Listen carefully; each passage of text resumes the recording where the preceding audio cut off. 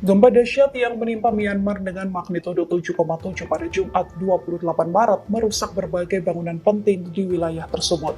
Gempa ini menghancurkan gedung-gedung pencakar langit dan juga tempat ibadah.